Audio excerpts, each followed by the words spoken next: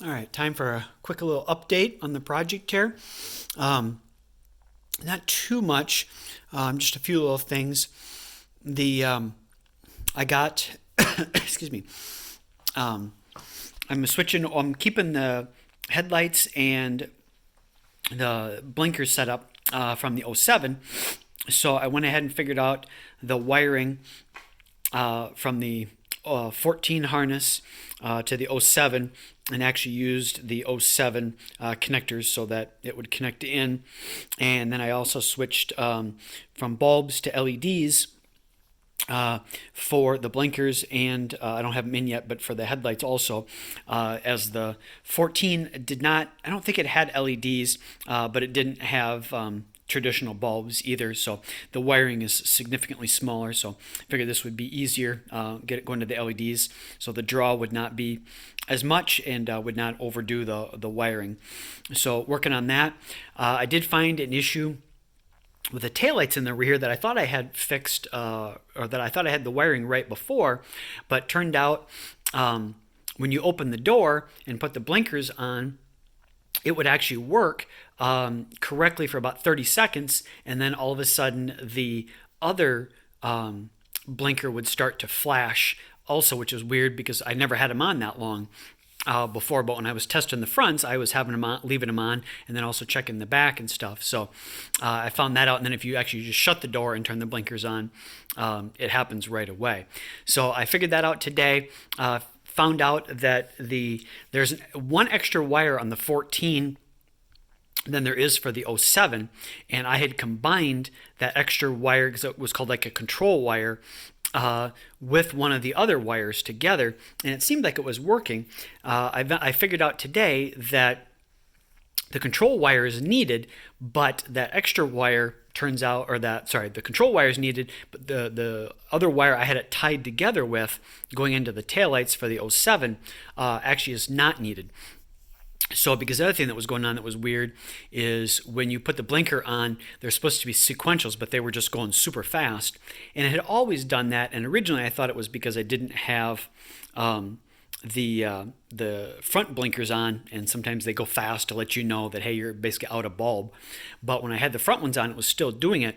So I figured out that I need the control wire, but I do not need the other wire that was combined with it. So without that other wire in there, everything still appears to work that I tested, and the sequentials go significantly slower now, more like what you would expect in sequentials.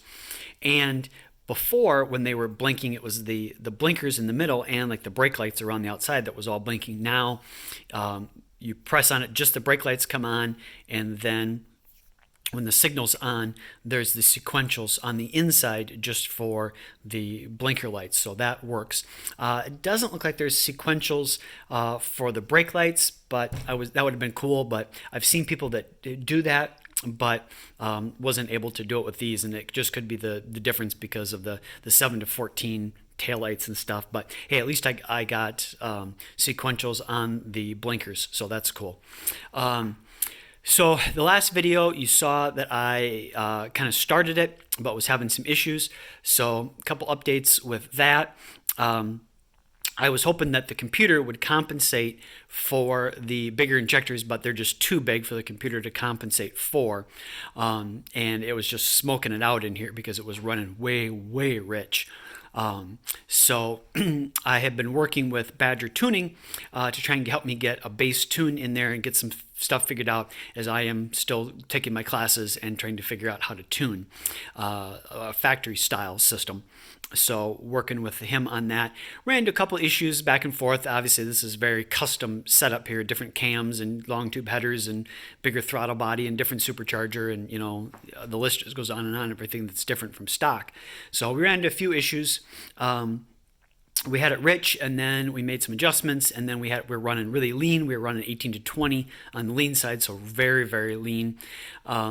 Made some more adjustments, and then all of a sudden it thought that I was running wide open throttle when I was cranking it over, so it was running the injectors wide open at crank, and that obviously is not good. And I ended up putting a bunch of oil into a bunch of gas into the oil.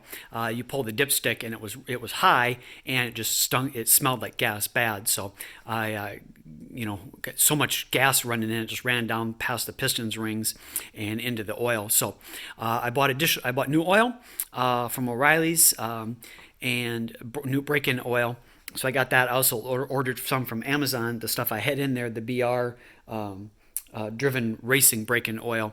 So I'm going to run the O'Reilly stuff in there for now, just as we're kind of getting it cranking and getting it testing and getting the base tune figured out. And then I'll probably switch to that other driven stuff once we get that stuff, so I can actually, and it warms up, so I can actually get it out and drive it around a little bit and check on everything. But and also then I can see if there's any additional gas left in there. Hopefully that'll get drained out.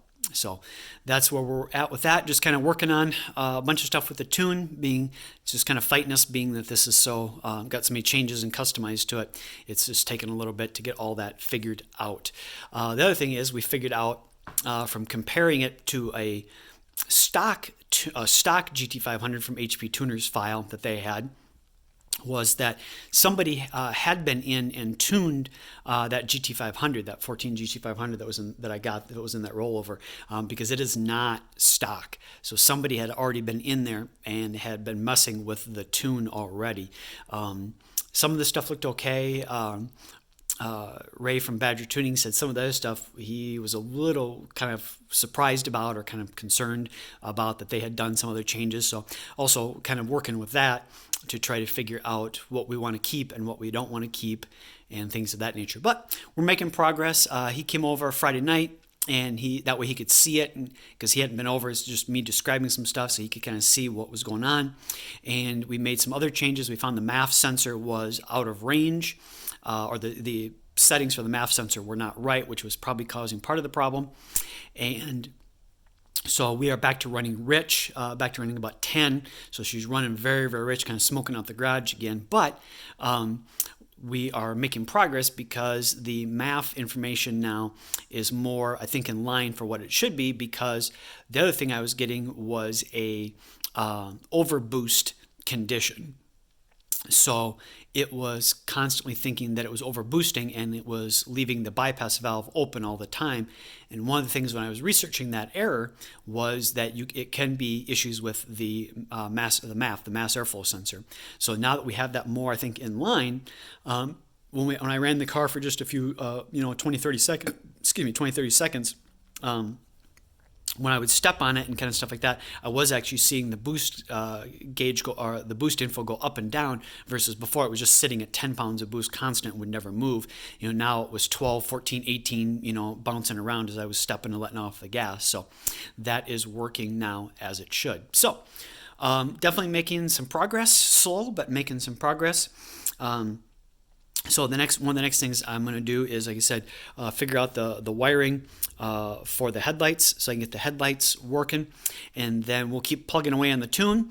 Once we get the tune more stabilized, so that I can get it up to temp, and make sure that at temp, run it for 5-10 minutes, and when it comes up to temp that nothing leaks, then I will probably look at putting on the front bumper and stuff like that. The other thing I'm going to try and do is, I've been trying to figure out what to do with this, because this is just not a good spot for it. What I think I figured out is, if I loosen up the ABS module here and kind of lift it just out of the way a little bit, I can take this and route it down here, and then all the way down around here, kind of hard to see, but around here and around the bottom, I think there's just enough room to get it around down in there.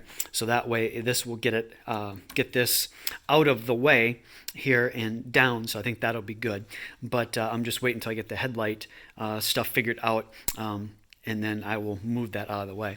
So otherwise, I think that's about it, but we're making some progress. So just wanted to kind of give a quick update, I guess a little bit longer than I thought here, but just kind of a quick update of what's happening the last couple weeks and what's going on. So I appreciate everybody for watching. Thanks. Bye.